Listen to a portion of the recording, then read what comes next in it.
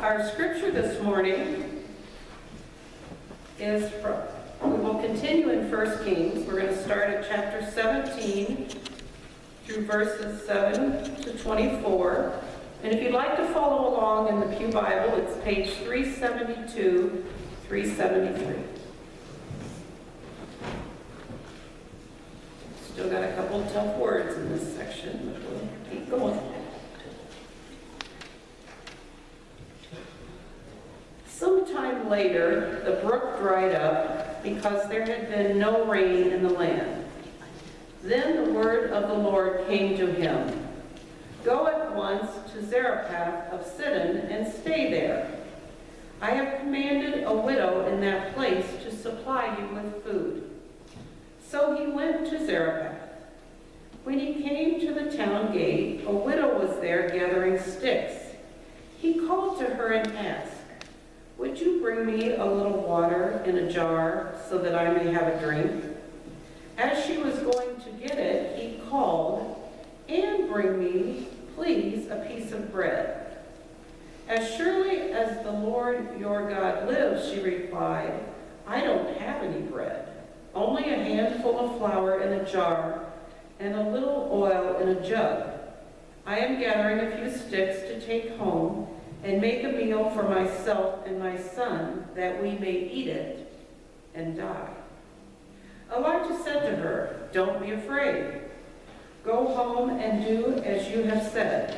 But first make a small cake of bread for me from what you have and bring it to me.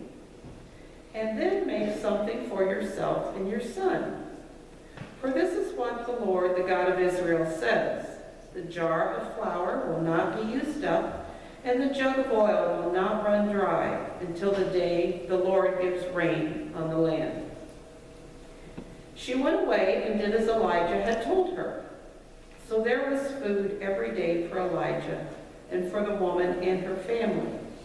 For the jar of flour was not used up, and the jug of oil did not run up dry, in keeping with the words of the Lord spoken by Elijah. Sometime later, the son of the woman who owned the house became ill. He grew worse and worse and finally stopped breathing. She said to Elijah, "What do you have against me, man of God? Did you come to remind me of my sin and kill my son?" "Give me your son," Elijah replied. He took him from her arms, carried him to the upper room where he was staying, and laid him on his bed. Then he cried out to the Lord, "O Lord my God, have you brought tragedy also upon this widow I am staying with by causing her son to die?" Then he stretched himself out on the boy 3 times and cried to the Lord, "O Lord my God, let this boy's life return to him." The Lord heard Elijah's cry, and the boy's life returned to him, and he lived. Elijah picked up the child and carried him down from the room into the house. He gave him to his mother and said, "Look, your son is alive." Then the woman said to Elijah, "Now I know that you are a man of God, and that the word of the Lord from your mouth is the truth."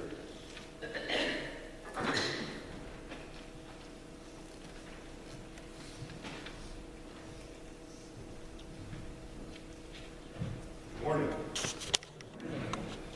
be honest with you, this is the first time I've ever preached with a couple of their food, so we pray it goes well. I don't know if you remember a while back, and some of you weren't around, but we had this it was the first ever big giant Christian concert on the square.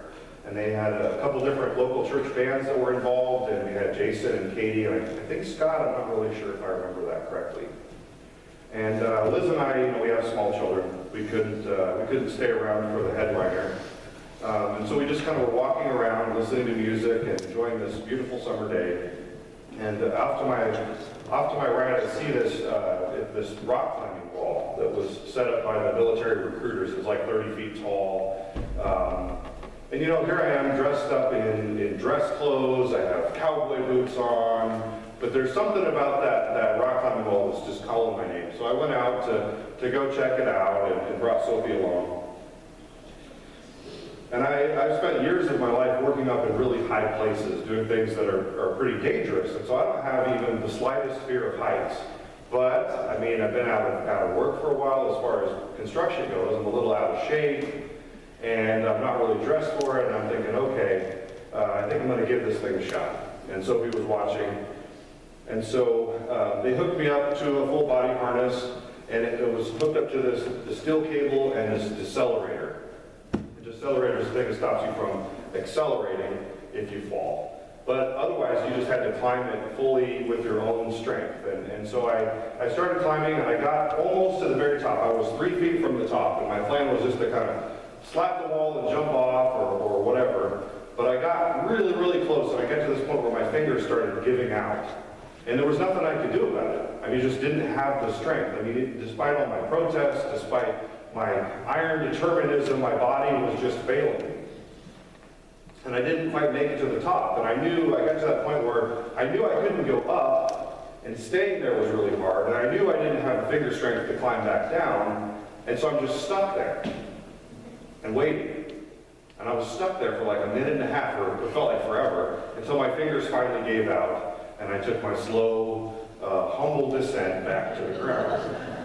But I was pretty proud to grab my 250-pound out-of-shape frame as far as I did. I mean, but there's something in me that has that kind of that determinism, that kind of rebelliousness, that kind of refusal to quit and give up and just drop. You know, and I knew that steel cable could hold like 10,000 pounds. I knew that I was in no danger, but what bothered me the most when I had to admit defeat and I didn't really let go, I just kind of fell, was that I gave up control. For that moment, I was not in control anymore. I had failed, and I was going down. And whether your tendencies are aggressive or passive-aggressive, I'm sure that all of us struggle with that kind of control, with that finding ourselves out of control. Just a minute ago, as my children were running amok in the sanctuary, things were out of control. And I'm a control freak. Like, it's hard for me to do that. There's something rebellious in the human spirit that makes us struggle with that. And when it comes to human relationships, I've done my own battles with pride, and I know some of us would rather die than feel obligated to another person. We'd rather die than feel like someone got the better of us.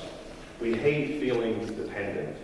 We hate giving up control. And even though we know that God's grace is there for us to catch us if we fall, there's something in us that won't let us just trust in that and let go and quit the fight that we're doing. God's grace is like that steel cable. It's immeasurably strong. It's more than enough to meet our needs. But many of us live our whole life like that lifeline of God's grace just isn't there. And we hold on even when it's clearly time to let go. We fight for control, and we fight not to lose control, and we fail.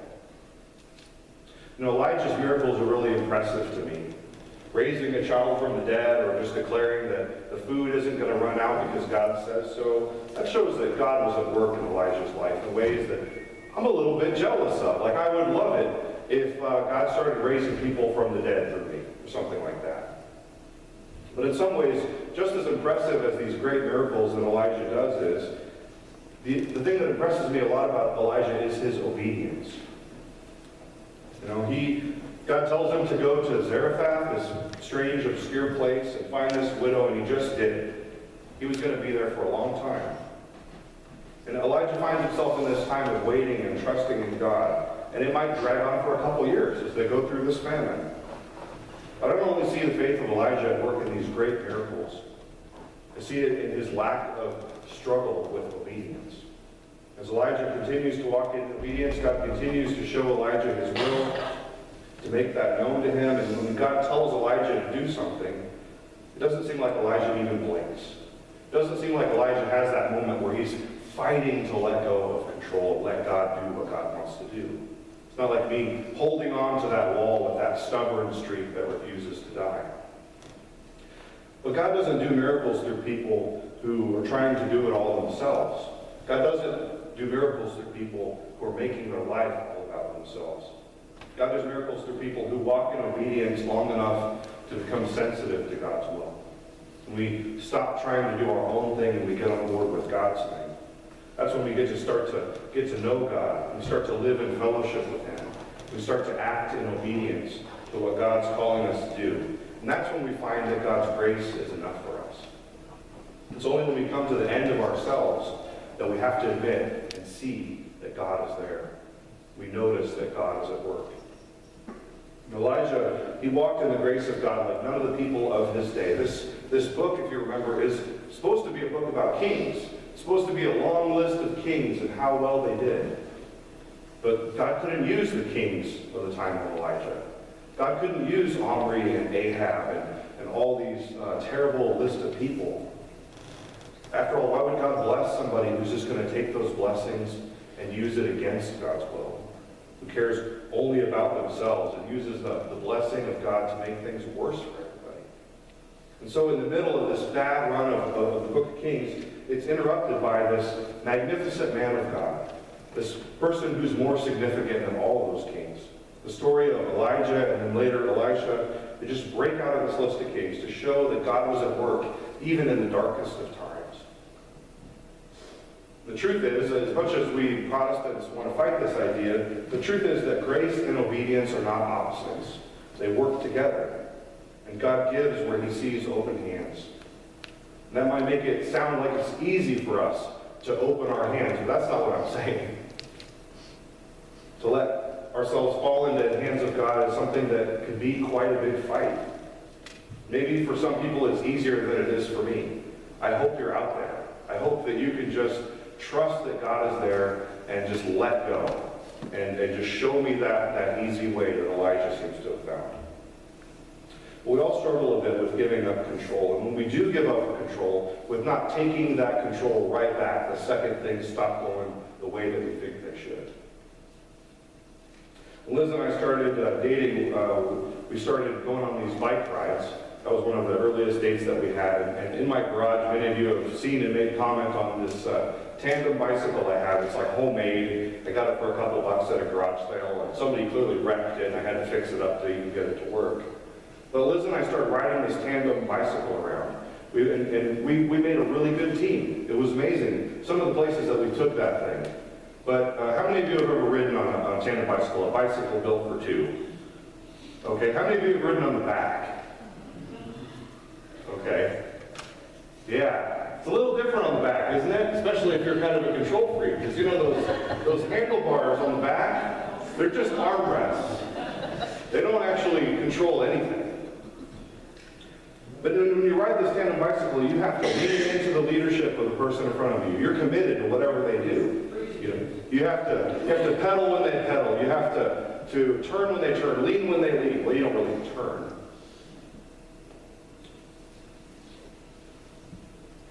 But it's all about control. And for me, it worked great to be the guy in the front, steering the bike, fearlessly, trying to navigate the turns. But for Liz, it worked really great for her on the back. And it was amazing how the places that we took that bike. But we did it the other way. I was on the back for a little bit, at least once or twice, and that is crazy. You have no control. You're just helpless. You just have to go along. And that's just something that I fight, something that's hard for me. It takes a lot of faith to ride on the backseat of a tandem bicycle. With God, we got to do what Elijah did and just put God in that driver's seat of our life. To let go of our control and hold on to those handlebars that don't really turn anything. Elijah probably never had Zarephath on his radar. He probably had other ways of thinking about his future than spending a couple of years with this widow, often the bad way. But God won't do the big things through us if we don't trust Him in the little things. If Elijah hadn't trusted in what God told him to do and walked with God in obedience, Elijah never would have been there to play his part in the miraculous. And it's the same for us. There's this movie, and I know this is going to date me because it's old, but this movie is an Indiana Jones movie called Indiana Jones and the Last Crusade, all about Indiana Jones trying to find the Holy Grail. And there's this scene in the movie that always stuck with me, where he's with his dad, and he's at this place where it's at, and he's got to go through all these different tests, and he's got this poem that's like leading him along. And the Nazis catch up to them, and his dad is fatally wounded, and it's like he's got to find his way through all these different tests to get the Holy Grail, or his dad's going to die. And he gets to this place where he walks out, and there's this door, and there's this big chasm across the way. There's a door on either side, and he looks out, and he sees nothing but this drop-off that's there. And he's got this little poem that's telling him that he's supposed to take a leap of faith. But he looks out, and there's nothing there. There's nothing that you can see. And he steps out into that void, and he finds that his foot lands on something solid.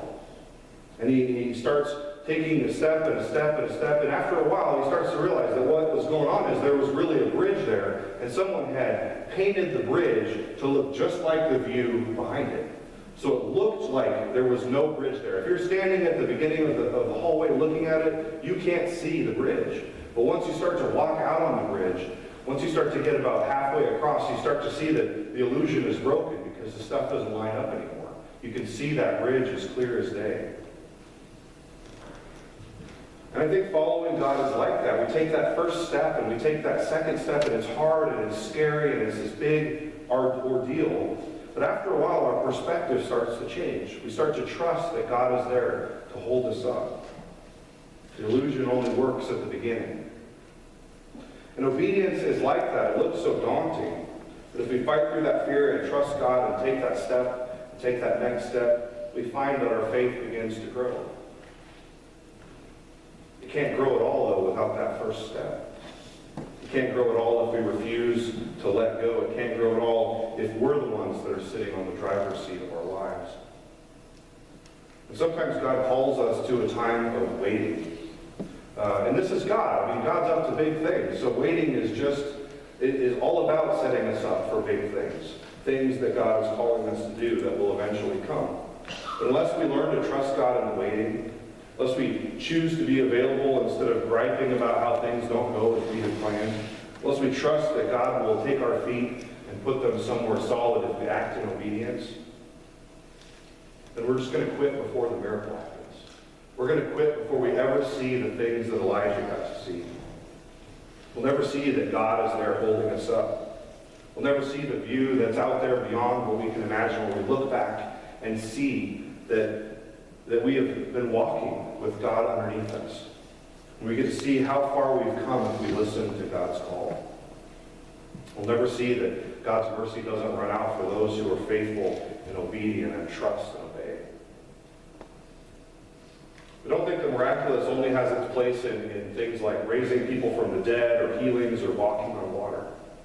God took care of this widow with the big things like raising her son from the dead, but he also took this Elijah and did this small miracle.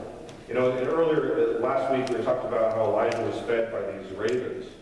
But God doesn't even use ravens this time. He just uses a simple earthen vessel to meet their needs.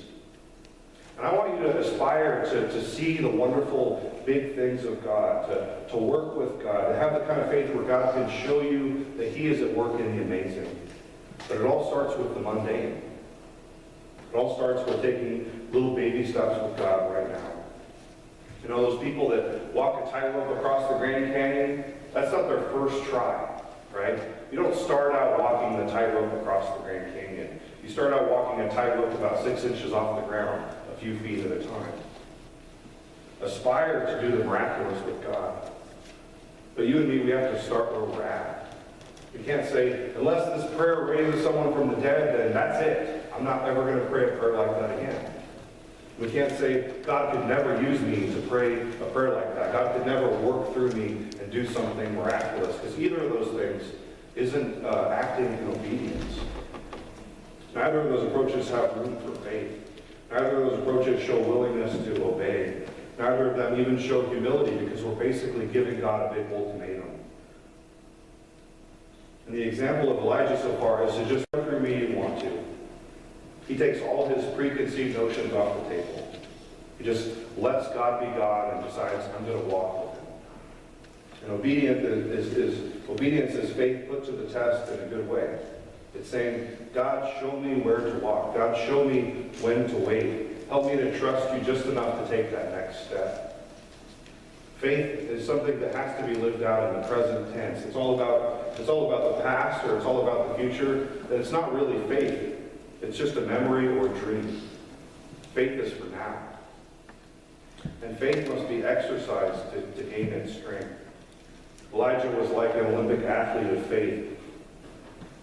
And like an Olympic athlete, you don't compete by accident. He had taken very intentional steps to reach this kind of peak physical or spiritual condition that he was in. And like an Olympic athlete, it's not just the on-season that shows you how to compete at the world-class level. It's those decisions that you make in the off-season that get you ready for the on-season. And the off-season isn't just a big waste of time. There are lessons to be learned in the little things. Trust that can be built only in the little things that get you ready for the big things. I had a friend who was a power lifter, and I arm wrestled her. She was a girl, and a lot of guys didn't want to do that because they thought, what do you gain if you beat a girl at arm wrestling? And what do you lose if you do? And this great, wonderful lady was a power lifter. She had all these records. And she was a great friend of mine, and she was pretty strong. I'm just going to say that. But she didn't start out as a power lifter just skipping straight to the big heavy weights, the giant weights, and hurting herself the first day out the gate. You know, the truth is we'll regret if we take shortcuts in the spiritual life. We'll regret it if we have these unrealistic expectations about what we're going to be able to do and how quickly we'll be able to do it. We'll hurt ourselves if we grab the big weights first, instead of embracing that God is calling us to develop a way of life of faith, to strength training our faith, if you will.